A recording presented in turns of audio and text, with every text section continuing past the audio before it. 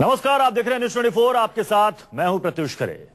अच्छे दिन लाने की उम्मीद भरे वायदे के दम पर सत्ता में आए मोदी सरकार अब महंगाई के मुद्दे पर कमर कसती नजर आ रही है। केंद्र सरकार ने महंगाई पर हो रही किरकिरी से बचने के लिए एक मुश्त कई कदमों की घोषणा कर दी है।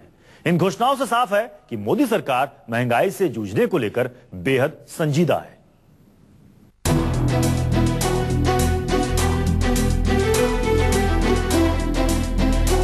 महंगाई का मीटर बढ़ता जा रहा है। देश भर में विरोध प्रदर्शन हो रहे हैं। लोकसभा चुनाव में महंगाई रोकने के दावे करने वाले नरेंद्र मोदी से अब सवाल पूछा जा रहा है कि अच्छे दिन कब आएंगे। लिहाजा महंगाई पर चौतरफा घिरी मोदी सरकार एक्शन पर है। कैबिनेट बैठक में सरकार ने महंगाई रोकने के लिए 10 बड़े कदम उठाने का ऐलान किया है।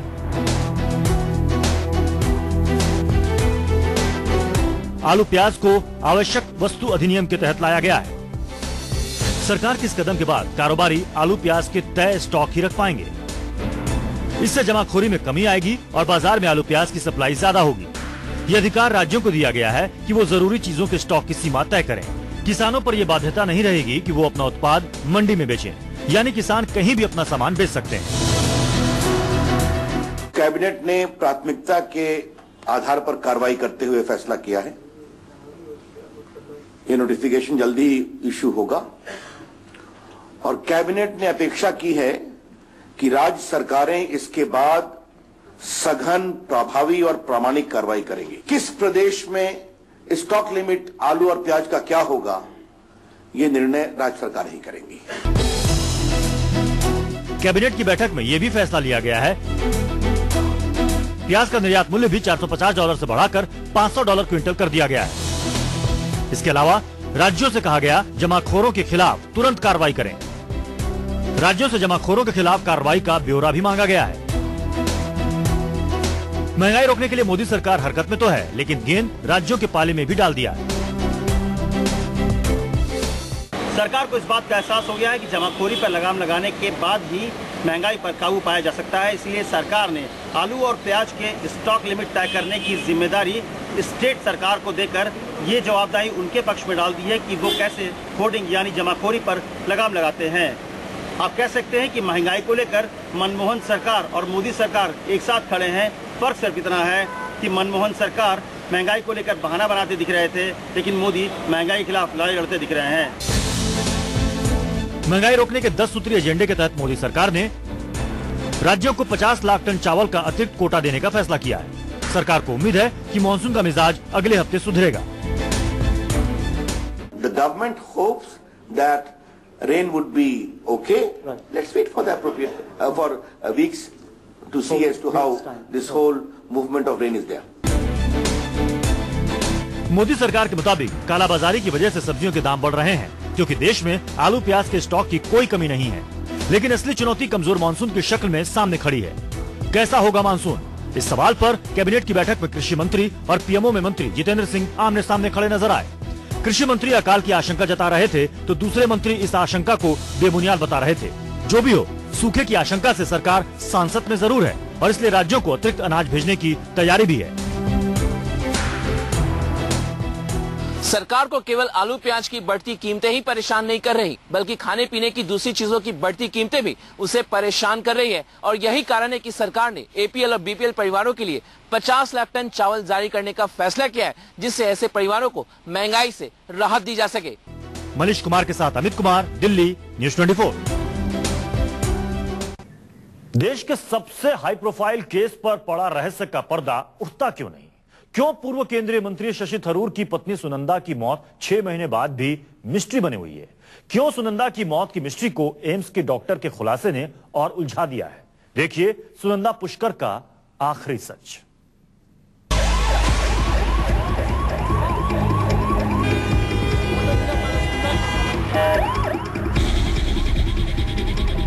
क्या है सुनंदा पुष्कर की मौत का सच?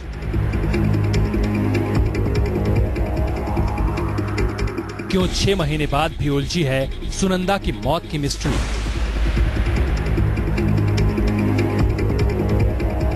मौत, खुदकुशी या फिर मर्डर? सुनंदा के साथ क्या हुआ?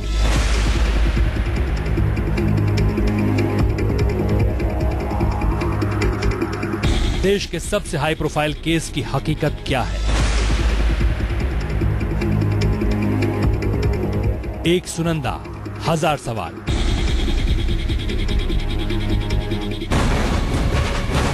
अभी सुनंदा पुष्कर केस की तहकीकात कर रही दिल्ली पुलिस किसी नतीजे तक पहुंचती, उससे पहले सुनंदा का पोस्टमार्टम करने वाले एम्स के डॉक्टर सुधीर गुप्ता के खुलासे ने पूरे मामले को उलझा दिया।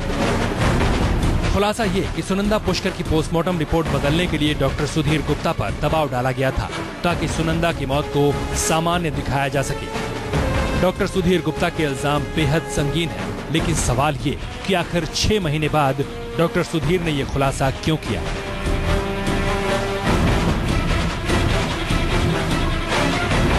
दरअसल 17 जनवरी को पूर्व केंद्रीय मंत्री शशि थरूर की पत्नी सुनंदा का शव रहस्यमय हालत में दिल्ली के होटल लीला में मिला था।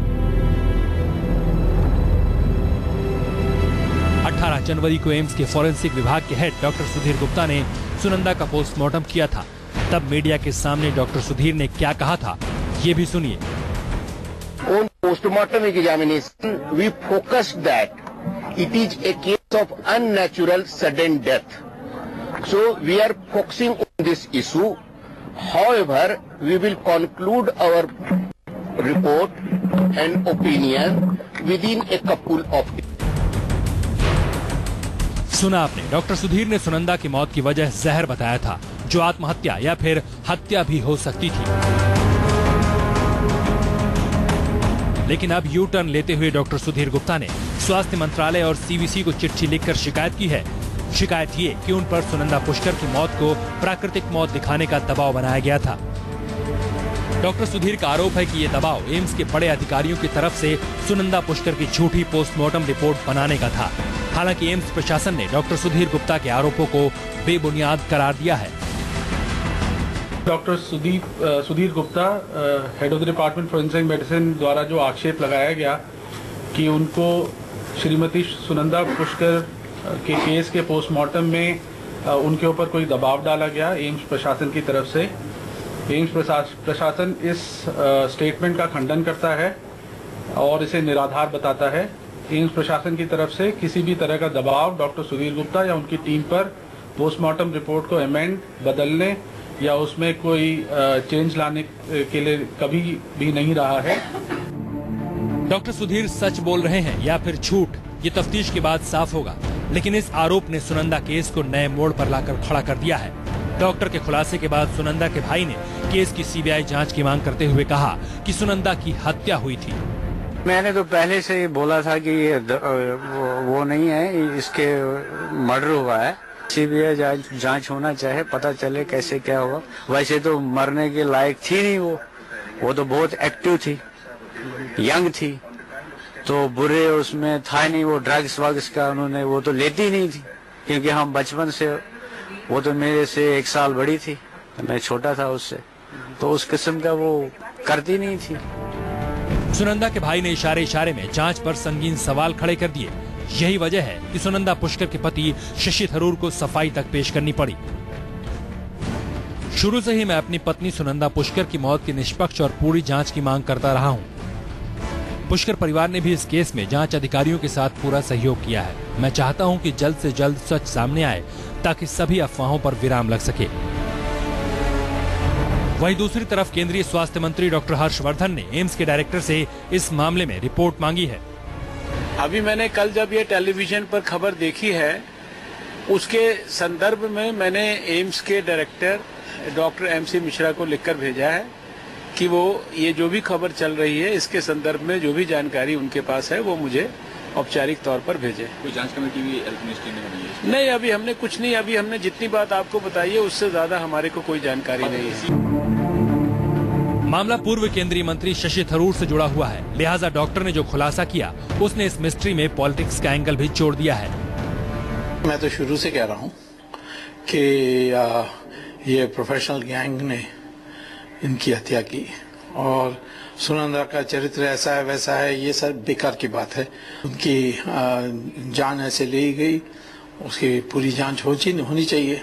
हमने रिपोर्ट अभी देखा नहीं ना, और मीडिया से जो आया वो तो मैंने देख लिया, लेकिन औपचारिक तौर पर मैंने रिपोर्ट अभी देखा नहीं है, इसलिए मुझे कहना ठीक नहीं है ना।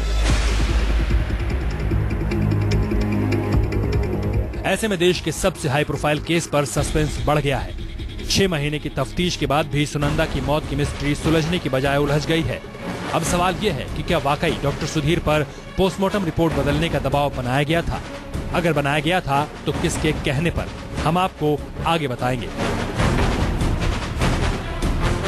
पल्लवी झा के साथ मोहित मल्होत्रा, दिल्ली, न्यूज़ 24। एम्स के फॉरेंसिक विभाग के हेड डॉक्टर सुधीर गुप्ता ने ही सुनंदा पुष्कर का पोस्टमार्टम किया था। डॉक्टर सुधीर गुप्ता का इल्जाम है कि सुनंदा की पोस्टमार्टम रिपोर्ट बदलने का उन पर दबाव डाला गया था ताकि मामले को रफा दफा किया जा सके।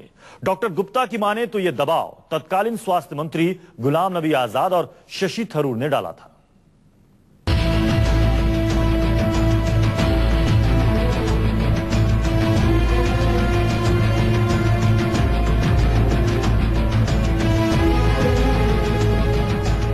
तारीख 17 जनवरी 2014, जगह लीला होटल, दिल्ली।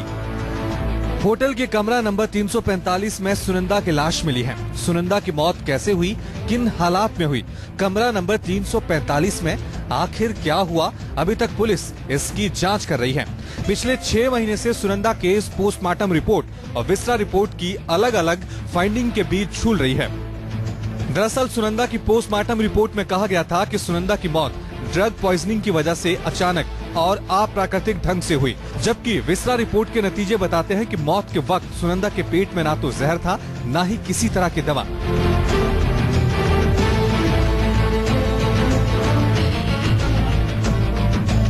ऐसे में विस्रा रिपोर्ट के नतीजे पोस्टमार्टम रिपोर्ट से एकदम उलट हैं। सुनंदा की मौत की जांच के दौरान होटल के कमरे से तनाव कम करने वाली दवा एल्प्रेक्स के खाली पत्ते मिले थे। माना जा रहा था किसी दवा की ओवरडोज की वजह से सुनंदा की मौत हुई है। लेकिन अगर विस्रा रिपोर्ट पर यकीन किया जाए तो 2 बातें साफ होती हैं। या तो सुनंदा ने दवाई की सही खुराक ली थी, या फिर दवाई के उन पत्तों को कमरे में इसलिए रखा गया था ताकि जांच को गुमराह कर दिया जाए। ऐसे में सुनंदा की पोस्टमार्टम रिपोर्ट से कैसे उलझ गई मौत की मिस्ट्री, ये भी सुनिए। सुनंदा के शरीर में ना तो किसी जहर, ना ही किसी डिप्रेशन की दवा के सबूत मिले हैं। पुलिस ने सुनंदा के कमरे से एल्प्रेक्स की 2 स्ट्रिप बरामद की है। एक स्ट्रिप में 15 गोलियां होती हैं, एक स्ट्रिप बिल्कुल खाली थी और दूसरी में 3 गोलियां बची थी। अगर सुनंदा खुराक के मुताबिक गोलियां ले रही थी तो खाली स्ट्रिप कैसे मिली? पोस्टमार्टम रिपोर्ट बताती है कि सुनंदा के शरीर पर जख्म के 15 निशान थे। ये निशान अभी तक पहेली बने हुए हैं। सुनंदा के शरीर पर ज्यादातर जख्मों के निशान बेहद सामान्य किस्म के थे, जिसमें मौत नहीं हो सकती है। सुनंदा के गाल पर खरोच के निशान थे तो हाथ पर दांत काटने के निशान। गौरतलब है कि एम्स के डॉक्टरों की रिपोर्ट के मुताबिक सुनंदा की मौत जहर से हुई थी। हालांकि ये किस तरह का जहर था, इस बारे में कोई जानकारी नहीं दी गई। यही वजह है कि सुनंदा की मौत आज तक पहेली बनी हुई है। ऐसे में सुनंदा का पोस्टमार्टम करने वाले डॉक्टर सुधीर गुप्ता के खुलासे ने केस पर सस्पेंस बढ़ा दिया है। हालांकि दिल्ली पुलिस के कमिश्नर का कहना है कि अभी मामले की जांच जारी है और जरूरत पड़ने पर इस मामले में डॉक्टर सुधीर गुप्ता से पूछताछ की जा सकती है। दिल्ली पुलिस धारा 174 क्रिमिनल प्रोसीजर कोड के तहत दरियाफ्त कर रही है। एसआईटी इसकी इन्वेस्टिगेशन को देख रही है। हमारे इंस्पेक्टर अतुल सूद इसकी दरियाफ्त कर रहे हैं और उसमें जो भी जरूरी है उसको हमने देखा है और आगे जो भी कोई जरूरी होगा इस दरियाफ्त के लिए उसको देखा जाएगा। दरअसल एक अंग्रेजी अखबार ने डॉक्टर सुधीर गुप्ता के हवाले से लिखा है कि उन पर तत्कालीन स्वास्थ्य मंत्री गुलाम नबी आजाद ने गैर पेशेवर तरीके से सुनंदा की मौत को नेचुरल डेथ दिखाने का दबाव डाला था। डॉक्टर गुप्ता ने अपने हलफनामे में कहा था कि आजाद और थरूर बेहद ताकतवर व्यक्ति हैं, इस वजह से वो उस वक्त खुलकर अपनी बात नहीं रख पाए। डॉक्टर सुधीर गुप्ता का आरोप है कि सुनंदा पुष्कर के पोस्टमार्टम रिपोर्ट को बदलने का उन पर दबाव डाला गया, लेकिन डॉक्टर सुधीर गुप्ता के आरोप खुद ही सवालों के घेरे में हैं। डॉक्टर सुधीर गुप्ता ने शशि थरूर के एक ईमेल का जिक्र किया है। यह आरोप लगाते हुए एम्स पर सुनंदा की पोस्टमार्टम रिपोर्ट बनने का दबाव था, लेकिन चौंकाने वाली बात यह है कि जिस ईमेल का जिक्र सुधीर गुप्ता कर रहे हैं वो ईमेल 26 जनवरी का है, जबकि सुनंदा का पोस्टमार्टम 18 जनवरी को हुआ था। जिस ईमेल को सुधीर गुप्ता सबूत बता रहे हैं, शशि थरूर के उस मेल में कहीं भी पोस्टमार्टम को प्रभावित करने का जिक्र तक नहीं है। जाहिर है एम्स के डॉक्टर सुधीर गुप्ता जितना बता रहे हैं उससे ज्यादा कहीं छिपा रहे हैं। सवाल ये है कि आखिर 6 महीने बाद डॉक्टर गुप्ता ने ये खुलासा क्यों किया। पल्लवी झा के साथ मोहित मल्होत्रा, दिल्ली, न्यूज़ 24।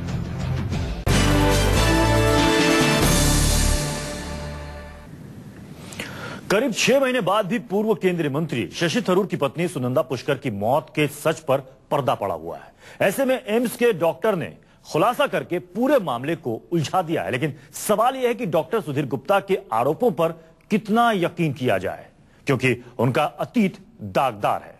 देखिए आखिर कौन है डॉक्टर सुधीर गुप्ता।